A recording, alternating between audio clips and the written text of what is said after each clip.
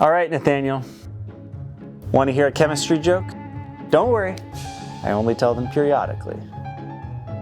Did you hear about the chemist reading a book about helium? She couldn't put it down. No reaction. All right, what about, so what happened when oxygen and potassium went on a date? It went okay. Come on, these are comedy gold. I pay a solid nickel for these jokes. I'm in my element here.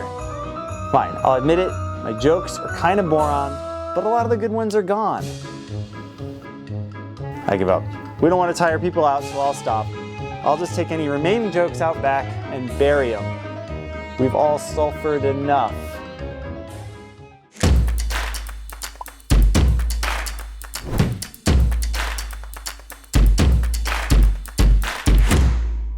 Greetings, welcome back to Board Game Science. If you haven't figured it out yet, we're going to be talking about a chemistry game today called Compounded, Better Gaming Through Chemistry. So Compounded was designed by Daryl Lauder and published by Dice Hate Me Studios in 2013 after a successful Kickstarter campaign. It'll work with anywhere from 2 to 5 players and has a play time from anywhere between 30 minutes and an hour and a half, depending on the number of players.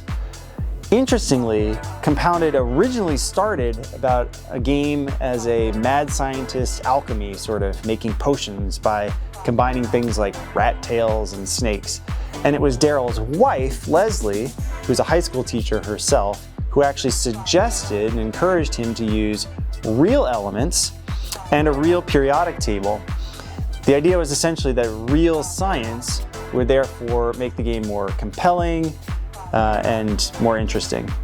But you don't need to know any real science or any real chemistry to play and win the game. So let's talk a little bit about how the game is played, and then we'll talk about the science. So in the game of Compounded, each player is acting as a lab manager to try and complete compounds and score points. And so a lot of it is based on what is called your workbench here. And so the game takes place over a series of rounds. And each round there are 4 phases. And the 4 phases are helpfully shown here on your workbench here. So there's a discovery phase, a study phase, a research phase, and a lab phase. So in the discovery phase, you're going to be drawing new elements from this bag and kind of placing them out here onto your board. In the study phase, you'll be taking markers and kind of claiming different compounds out here that you might want to score. And then in the research phase, you'll then be taking elements from your workbench and placing them out onto the various molecules here. So the elements, the colors have to match the various colors here. And then in the lab phase, you'll be scoring compounds. So basically taking them off the bench, scoring them by moving your token along the score track here, and leveling up. So in order to level up, you'll start down here, and you'll gradually will kind of be able to move your tokens kind of up here, which basically makes your actions on these phases a little bit more powerful. At the end, when everything is done, you'll refresh the refresh the element area out here, and then you'll start a new round essentially. So there are some added complications to this whole thing. Occasionally, every once in a while, you'll draw a card that says Lab Fire. When that happens, basically fires break out on any of the molecules that are flammable, and kind of they can either blow up or they can scatter the various kind of they can scatter these to adjacent cards, things like that. It adds just some extra chaos. That's the gist of how the game is played. You just kind of keep going through this until there's a winner. There are a few other extra things like fire extinguishers that can help deal or put out with fires. There's some extra tools that are shown up here that I won't go into that kind of help assist you in some of the gameplay. But all of that is shown on your workbench stuff and how those things work, as well as the different elements that are included and their quantity. So that's the way the game is played. Let's talk a little bit then about how the science works. So what about the science for the game?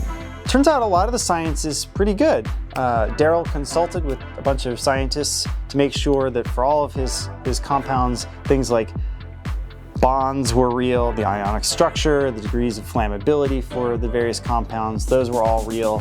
For the elements, he uses what is standard chemical CPK coloring, so carbon being black and calcium being green, oxygen being red, so on and so forth.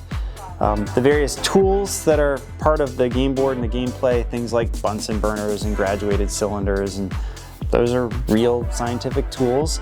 And to some extent, some of the social interactions, some of the collaboration, as well as this concept of someone beating you to the punch and getting kind of scooped by completing one of these compounds before you, that's kind of real to some extent. So the items, the periodic table itself here, they're all real, the molecules are real. However, that's pretty much where the reality ends. The gameplay is totally unreal. This is not how you make molecules. You don't just take handfuls of hydrogen and oxygen and just like slam them together in one place and get what you need. That's not how organic synthesis works, or our organic chemistry class would be considerably easier.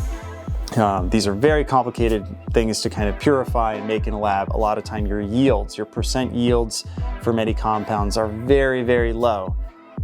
If you don't believe me, just ask our organic chemistry students and kind of the percent yields that they're getting out of their things. The other thing is that no lab has this many fires that I know of. Any lab that has this many fires is getting shut down, or at least severely investigated.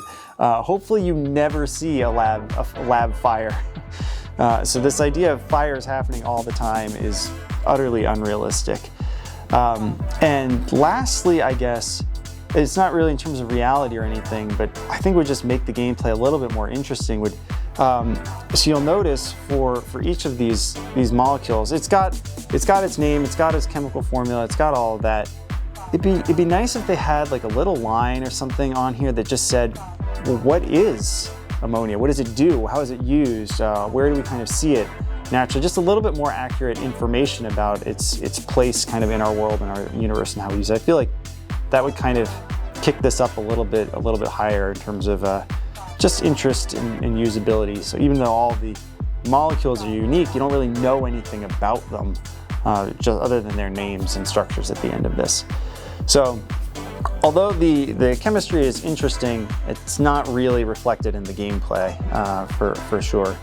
Well, that's all there is to say about this game, and then hopefully you'll continue to join us for more games in the future.